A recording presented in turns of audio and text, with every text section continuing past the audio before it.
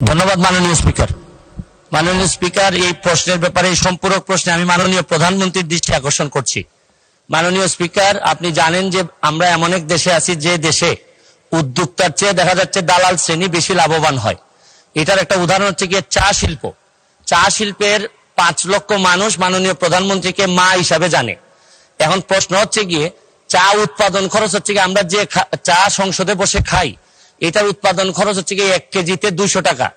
আর এটা বাধ্য হয়ে চা বাগানের মালিকরা বিক্রি করতে হয় 1 কেজিতে 100 টাকা।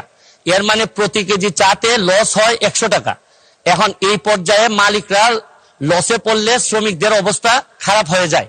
এখন সিন্ডিকেট যারা আছেন বা যারা বায়ার আছেন তারা বা ব্রোকার যারা আছেন তারা এটা আমাদের কাছে কনজিউমার লেভেলে বিক্রি করেন 400 টাকা।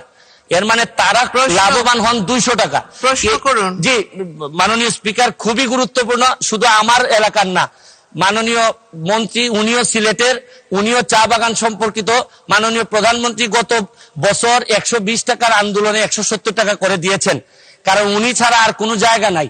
এখন 15 বছর ধরে এই যে ব্রোকার যারা 400 টাকা বিক্রি করে লাভবান তারাই হচ্ছে, অথচ ক্ষতিগ্রস্ত হচ্ছে চা বাগানের শ্রমিকরা। এইভাবে চলতে থাকলে চা বাগান, চা শিল্প আর থাকবে না মাননীয় স্পিকার। এখন এই ব্যাপারে তারা ব্রোকারদের বিরুদ্ধে ব্যবস্থা নিবেন কিনা, আর যদি না নেন তাহলে চা শ্রমিকদেরকে অন্য রাস্তায় পাঠাইতে হবে মাননীয় স্পিকার। ধন্যবাদ মাননীয় মন্ত্রী। ধন্যবাদ। যেহেতু আমি প্রক্সি দিতেছি, আমার সংশ্লিষ্ট মন্ত্রণালয়ের মন্ত্রী মহোদয় আসলে পরে উনি সঠিকভাবে ব্যবস্থা গ্রহণ করার জন্য আমি অনুরোধ করব। সবাইকে ধন্যবাদ। ধন্যবাদ।